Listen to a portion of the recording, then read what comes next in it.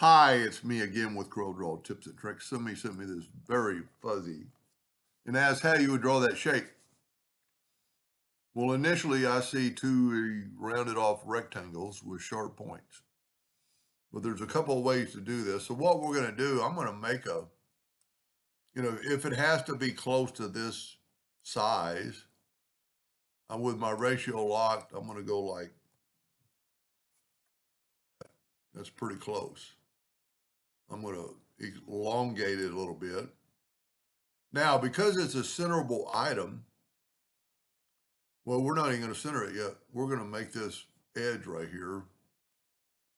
Two ways you could do it. It looks like let's say a square rotated 45 degrees and put it like right there. And then look at that. Make a duplicate and have it snap to that midpoint. Let's get rid of this. Weld that. Control D, and it's a centerable item.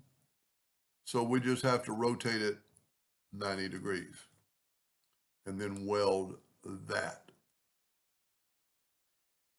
I'm even going to match the colors.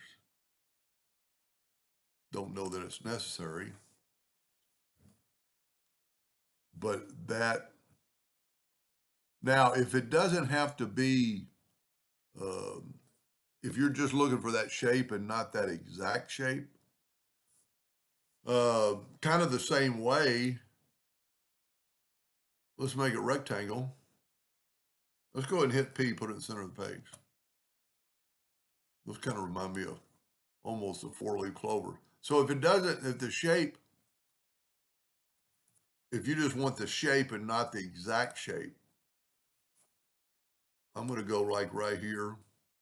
This is probably the long way about it, but you might learn a tool or two. And then weld that. And because this is a centerable item, Control D,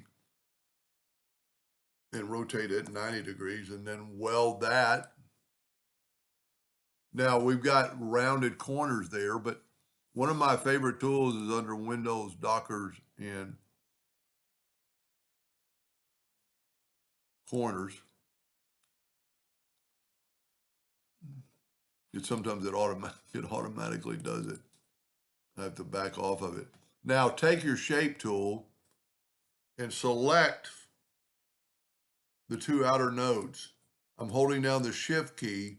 The shift key is keeping those two nodes, or those 8 node now. A little bit too much, maybe like 1.5. See, that's one thing good about this. You can adjust it. Now his original is a elongated version of this.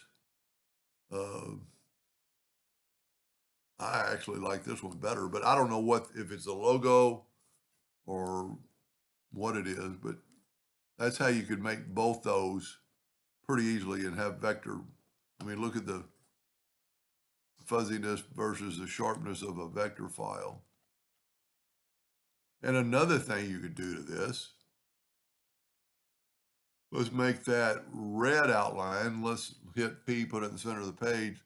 Let's make it a little bit thicker than a hairline. Let's Control D and make a duplicate. This would be a cool blend. Well, let's make this yellow. Let's select them both. Let's go up to Effects and Blend. I don't really, the 55 times would be enough. Look at that. You want to be able to see the lines. Well, I'm not saying you have to, but that's a very cool object to blend. And then you could even go further. So if you ever want to make a copy of that, Control C to make a copy, and then just go backwards. Okay. Now I can Control C or paste that. I've got that original. But if I want to take this one and just rotate it 22.5 degrees, and then blend these. That same 55 time, look at it, it's got a little curve to it. And you could still, you don't even have to back up, you could still rotate that guy. And you could rotate it where, at a point, it won't go anymore. You know, it's just, you can't force it.